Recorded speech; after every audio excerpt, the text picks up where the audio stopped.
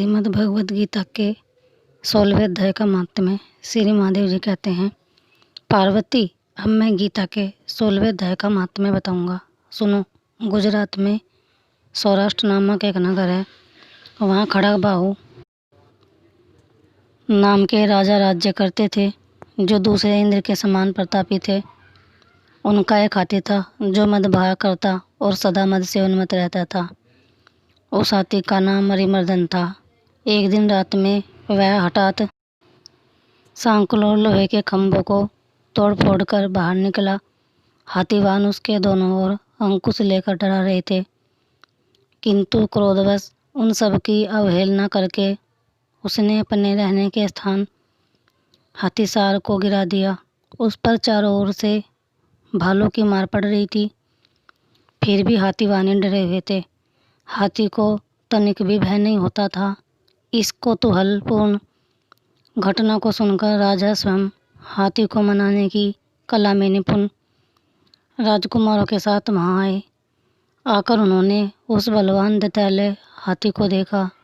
नगर के निवासी अन्य काम धंधों की चिंता छोड़ अपने बालकों को भय से बचाते हुए बहुत दूर खड़े होकर उस महाभयंकर गजराज को देखते रहे। इसी समय कोई ब्राह्मण तालाब से नहाकर उसी मार्ग से लौटे। वे गीता के 16वें अध्याय के अभ्यम आदि कुछ श्लोकों का जप कर रहे थे। पूर्ववासियों और पीलवानों महावतों ने उन्हें बहुत मना किया, किंतु उन्होंने किसी की न मानी। उन्हें हाथी से भय नहीं था, इसलिए विचलित नहीं हुए। उधर हाथी अपनी चिंगार से चारों दिशाओं को व्याप्त करता हुआ लोगों को कुचल रहा था। वे ब्राह्मण उसके बहते हुए मद को हाथ से छूकर कुशलपूर्वक निर्भयता से निकल गए। इससे वहाँ राजा तथा देखने वाले पूर्ववासियों के मन में इतना विस्मय हुआ कि उसका वर्णन नहीं हो सकता। राजा के कमरने चकित हो उठे थे।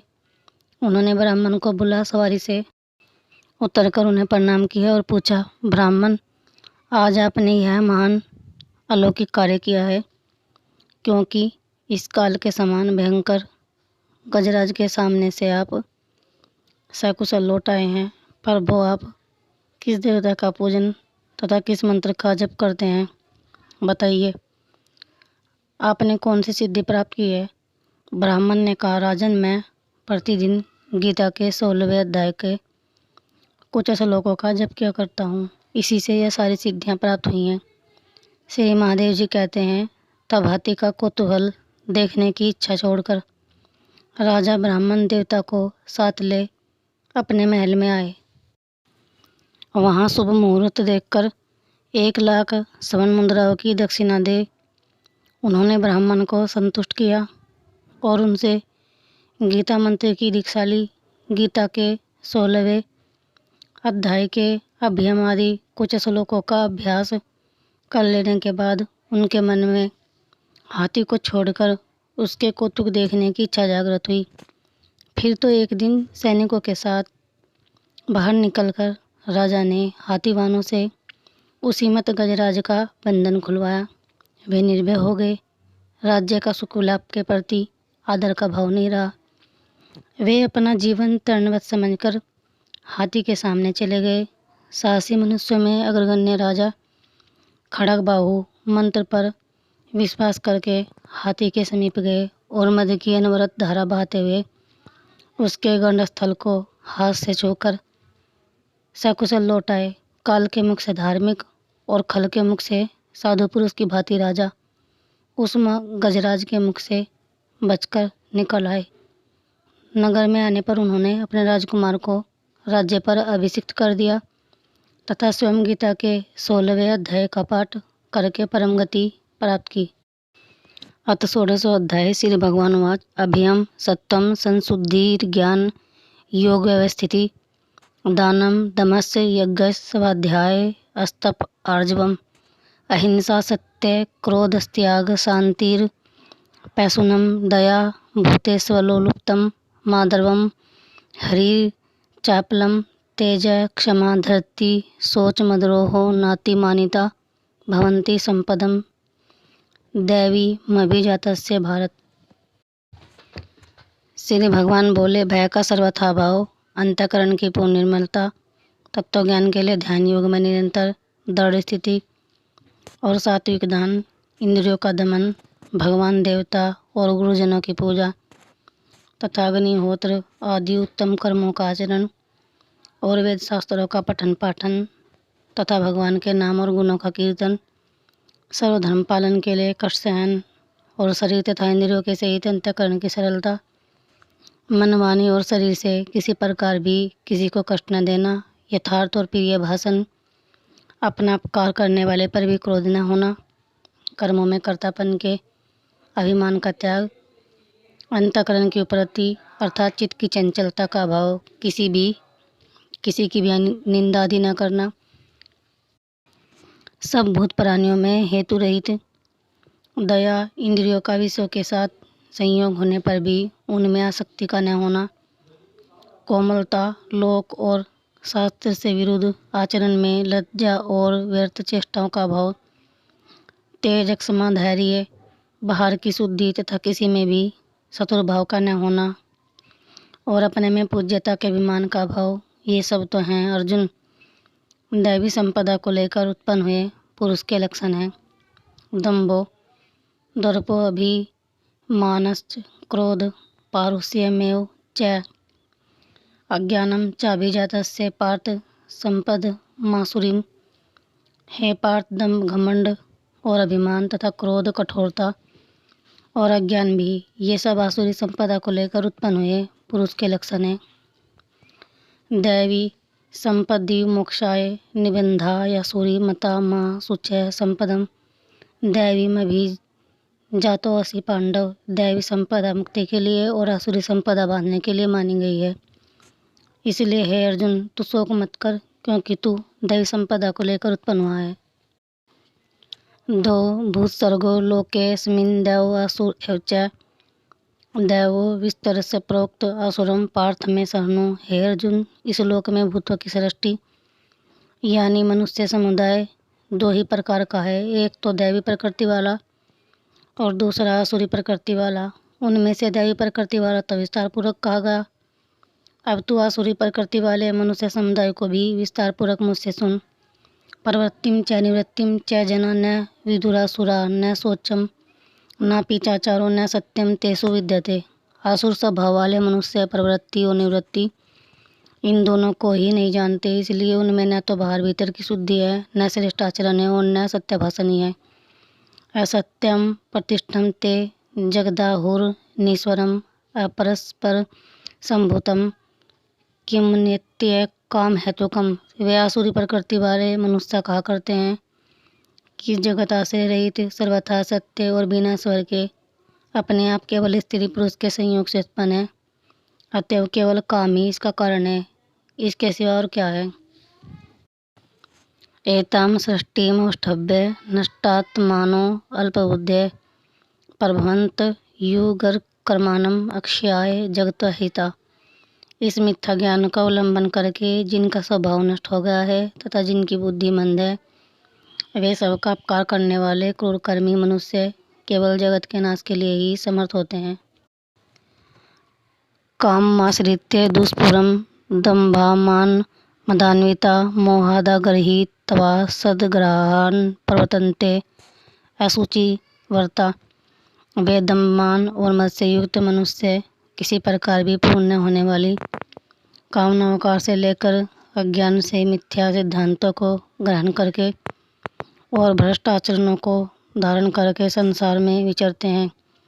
चिंता म परिमेयाम च प्रलयातान तामुपाश्रिताम कामोपभोग परमा एतावदिति निश्चिताम आशापाश सतैर्बधा काम क्रोध प्रायणा इहन्ते काम भोगार्थ मन्यायनार्थ संचयानम। तथा वे मृत्यु पर्यंत रहने वाली असंख्य चिंताओं का आश्रय होने वाले, विषय भोगों के भोगने में तत्पर रहने वाले और इतना ही सुख है इस प्रकार मानने वाले होते हैं। वे आशा की सैकड़ों फांसियों से बंधे हुए मनुष्य काम क्रोध के परायण होकर विषय भोगों के लिए अन्यायपूर्वक धनादि पदार्थों का संग्रह करने की चेष्टा करते हैं। इदमद मया लब्धमिम प्राप्स्ये मनोरथम इदमस्ति दम्पि मे भविष्यति पुनर्धनम असो मया हतं शत्रुहर्निष्ये च प्राणपि ईश्वरोऽहं भोगी सिद्धोऽहं बलवान सुखी आढ्यो अभिजान जनवान समी कोऽन्योऽस्ति सदर्शो मया यस्य दास्यामि मोदिष्ये इति यज्ञान विमोहिता अनेक चित्त विभ्रांता मोहजाल समावृतां प्रसक्तां काम भोगेषु पतंती नरके सोचो। वे सोचा करते हैं कि मैंने अजय प्राप्त कर लिया है और अब इस मनोरथ को प्राप्त कर लूँगा, मेरे पास यह इतना धन है और फिर भी यह हो जाएगा। वह शत्रु मेरे द्वारा मारा गया और उन दूसरे शत्रुओं को भी मैं मार डालूँगा। मैं ईश्वर हूँ, ईश्वरों को भोगने वाला हूँ। मैं सब सिद्धियों से युक्त हूँ और बलवान तथा सुखी हूँ। मैं बड़ा धनी और बड़े कुटुंब वाला हूँ। मेरे समान दूसरा कौन है। मैं यज्ञ करूँगा, दान दूंगा और आमोद प्रमोद करूँगा। इस प्रकार अज्ञान से मोहित रहने वाले तथा अनेक प्रकार से भ्रमित चित्त वाले मोहरूप जाल से समावृत और विषय भोगों में अत्यंत आसक्तासुर लोग महान अपवित्र नरक में गिरते हैं। आत्मसंभाविता स्तब्धा धनमान मदान्विता यजन्ते नाम यज्ञस्ते दम्भेन्ना विधिपूर्वकम। वे अपने आप को ही श्रेष्ठ मानने वाले घमंडी पुरुष धन और मान के मद से युक्त होकर केवल नाम मात्र के यज्ञ द्वारा पाखंड से शास्त्र विधि रहित यजन करते हैं। अहंकारम बलम दर्प कामम क्रोधम च संश्रिता मामातम परदेहेषु प्रदिश्यन्तो अभ्यसूयका। वे अहंकार बल घमंड कामना और क्रोध आदि के परायण और दूसरों की निंदा करने वाले पुरुष अपने और दूसरों के शरीर में स्थित मुझे अंतर्यामी से द्वेष करने वाले होते हैं। तानहम द्विषतम क्रूरान संसारेषु नराधमानम इक्षिपाम्ये जैसरम मशुभा नासुरीस्वेव योनिषु। उन द्वेष करने वाले पापाचारी और क्रूरकर्मी नराधमों को मैं संसार में बार बार आसुरी योनि में डालता हूँ। आसुरीम योनि मापन्ना मूढ़ा जन्मनि जन्मनि माम प्राप्य कौन्ते ततो यान्त्य धमा गतिम। हे अर्जुन, वे मूढ़ मुझको न प्राप्त होकर ही जन्म जन्म में आसुरी